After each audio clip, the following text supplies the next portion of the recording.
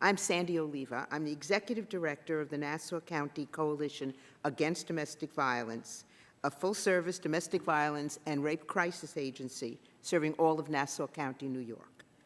I've been in that role for 25 years, but I come here today not to speak for my agency, but to speak on behalf of all of my colleagues across the country, and of course, all of the survivors whom we serve.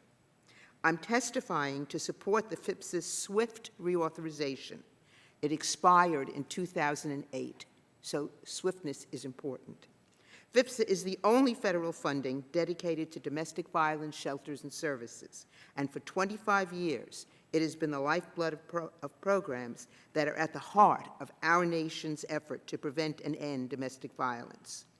With 1.5 million American women and some 800,000 men physically abused by their spouses or partners, 15.5 million children exposed to that violence annually, and an average of 3 women a day being murdered by former or current partners, it's clear that the work is essential. While FIPSA-funded domestic violence shelters and programs have saved and transformed millions of lives, great needs remain. As the economic crisis that we're in further widens the gap between the growing demand and available resources, it's more important than it ever was before to invest in these cost-saving programs so that advocates across the nation are supporting a FIPSA reauthorization bill that will allow us to continue to provide these vital services and build upon our strengths to improve and expand services. I'm going to tell you about a couple of the people that we have served and their families. First, Anita. My agency helped her. She had been in a very long-term, abusive, terribly violent marriage. And one night, her husband told her, it's time for therapy, couples therapy, we're going together, put her in the car, but he took her to a remote area and shot her, left her for dead. Fortunately, she was found and rushed to the hospital. The hospital knew to call our hotline, and one of our advocates went to her side. Eventually, she came into our safe home where she was reunited with her terrified young daughter and was able to heal from her physical injuries and begin to plan for her future. Now she's living in a safe location, one of our transitional homes, and has moved from crisis to stability. There's a woman who was left for dead and got a new chance at life with her child. There are approximately 1,500 FIPSA-funded programs like ours across the nation. In 2007 and 2008, these programs sheltered almost 600,000 adults and children.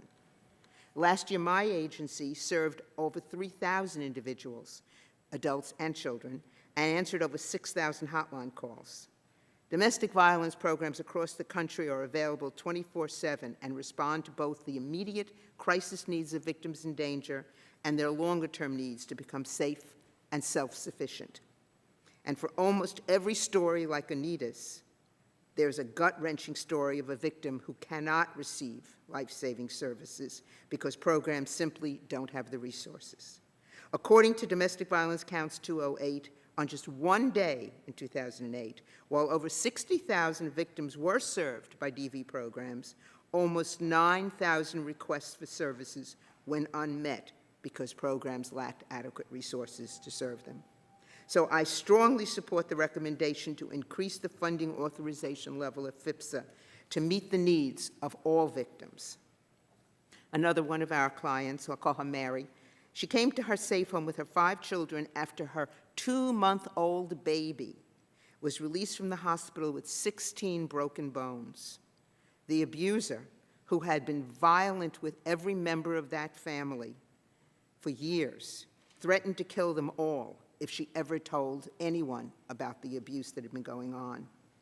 She was at the shelter for a while, received individualized counseling, case management, advocacy, legal services from our agency, and the children had to have a great deal of therapy as well.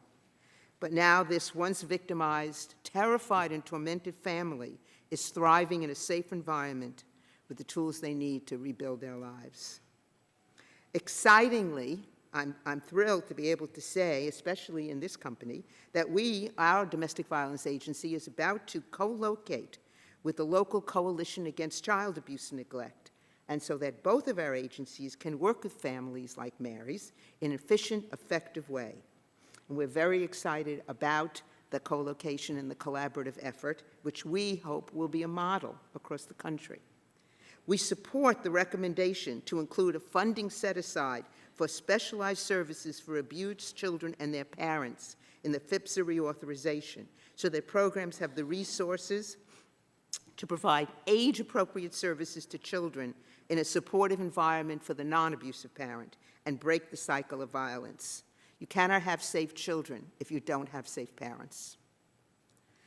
To successfully meet the needs of all victims, programs must be able to target resources, and the FIPSA statute must be reflective of all victims' needs.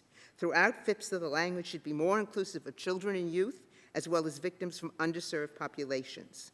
State plans to distribute FIPSA funding should reflect steps taken to meet the needs of all victims, including those who are marginalized. Specifically, we recommend that it include appropriate definitions of domestic violence, dating violence, and youth to ensure that victims, regardless of age, can receive vital, tailored services. We also recommend enhanced and improved targeted resources for culturally specific programs and services so that all victims can be safe. And finally, the Delta grants, prevention grants, are a key component of FIPSA reauthorization. They help communities and states make strides toward preventing domestic violence, and we think prevention is probably the most important thing that can happen. And they do this by changing the community and personal attitudes about relationships and abuse.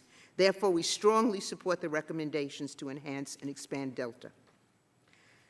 To sum up, in the words of one little boy, when asked what he liked about the shelter that he and his mom had been in Maryland, he responded, "Well, I can sleep at night now."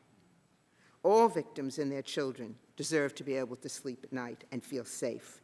To move closer to achieving this goal, we urge the committee to prioritize the swift reauthorization of FIPSA, inclusive of the recommendations, with an adequate funding level. Thank you very much.